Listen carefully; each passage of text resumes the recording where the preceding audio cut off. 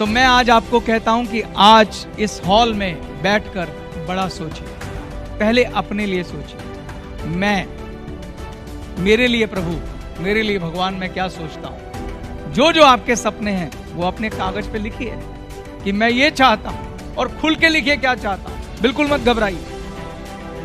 दूसरी लिखिए कंपनी के लिए, तीसरा लिखिए डाउनलाइन के लिए। जब मैं मेरी कंपनी और डाउनलाइन के लिए आप सोचेंगे, ये होगा स्वार्थ। और फिर लिखिए देश के लिए कि जब मैं पैसा कमाऊंगा तो देश सेवा, लोक सेवा, पब्लिक सेवा के लिए मैं क्या करूं। ऐसी बड़ी सोच का संगम का बीज आज डालिए, फिर उसके बाद आगे की बात होती है। जब मैं कहता हूं आज आप बैठ के ख्वाब देखिए मेरे साथ, एक ग्लेज को नंबर 1 कंपनी के रूप में देखना है, तो कैसी कंपनी देखना चाहते हैं आप ग्लेज को? भारत की सबसे बड़ी कंपनी, एथिकल कंपनी, जिसके पास दुनिया के सबसे अच्छे प्रोडक्ट, सबसे स्टेबल कंपनी, जिसका डंका देश विदेश में फैले, पूरे विश्व में कंपनी छाए।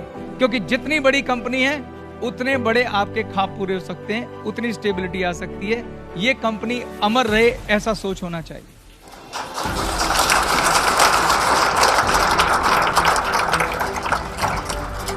ग्लेज के सभी डिस्ट्रीब्यूटर ईमानदार, एथिकल, सच्चे इस रूप से जाने जाएं।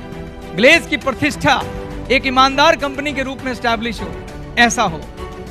ग्लेज के लिए लोग कसमें खाएं, ग्लेज का प्रोडक्ट है तो शानदार ही होगा, ऐसी सोच, ऐसी कंपनी की थॉट, ऐसे कंपनी का बीज आप डालिए आज मेरे साथ यहां बैठे। तो ये हो गई कंपनी के लिए हमारा स्वार्थ। ऐसी कंपनी जो राष्ट्र का निर्माण करे, ऐसी कंपनी जो लोग यहां आए उनका जीवन बदल के रख दे, उनका सोचने का तरीका बदल के रख दे। ऐसी कंपनी की बड़ी सोच आज बीज मेरे साथ डालिए दोस्तों।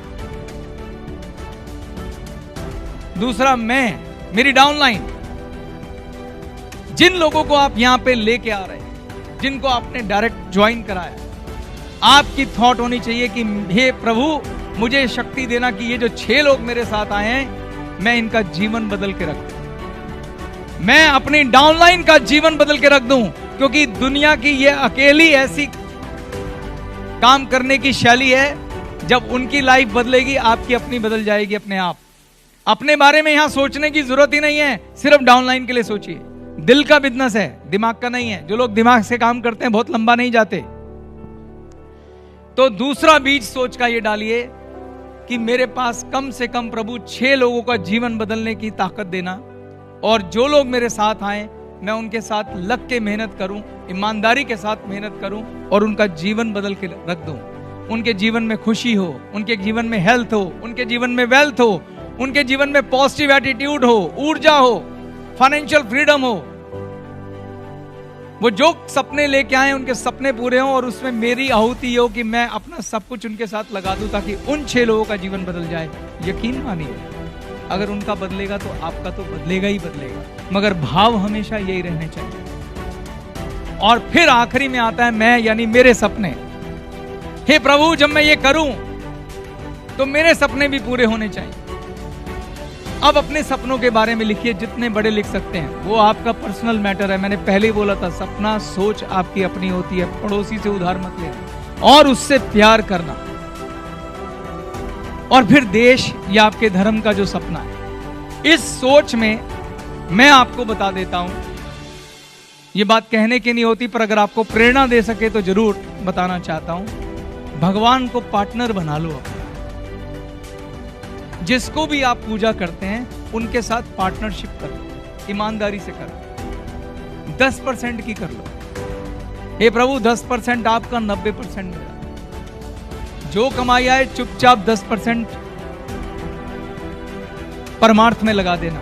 परमार्थ आपका, जिसमें भी आपका मन हो, चाहे 100 रुपए का चेक आए, कोई उधारी नहीं। भगवान 10 रुपए बाद में दूं क्या? ऐसे नहीं चलेगा।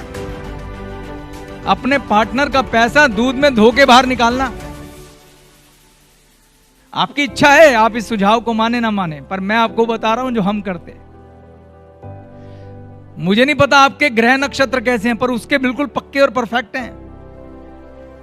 उनके चक्कर में आपकी नैया भी पार हो जाएगी। आपका पार्टनर कमाएगा तो आप भी तो कमाएंगे कि नहीं कमाएंगे, बताइए। हाँ, तो अपनी कमाई में से 10% पैसा निकालिए और उसके लिए जो भी शुभ काम आपको लगता है, किसी अनाथालय में देना है, किसी गौशाला में देना है, किसी बुजुर्गों के मदद के लिए देना है, विकलांगों की मदद के लिए देना है, किसी बच्चे को पढ़ाना है, किसी लड़की की शादी करनी है, उसको धर्म खाता अलग निकाल के उस पैसे को उसमें इस्तेमाल करो, वो भगवान का है। ठीक, तो एक हाथ में स्वार्थ और दूसरे हाथ में परमार्थ। तो आपने अपने लिए भी बड़ा सोच लिया, कंपनी के लिए भी बड़ा सोच लिया, और आपने डाउनलाइन के लिए भी बड़ा सोच लिया, और आपने परमार्थ के लिए भी बड़ा सोच लिया। अगर आपने ऐसा कर लिया तो पहला स्टेप पूरा होता है, सोच का बीज डलता है दोस्तों। अभी बीज डला है, क्योंकि उसके बाद आपके कर्म की बारी आती है, आपकी कर्मठता की बारी आती है, आपकी लड़ाई की बारी आती है, आपके संघर्ष की बारी आती है।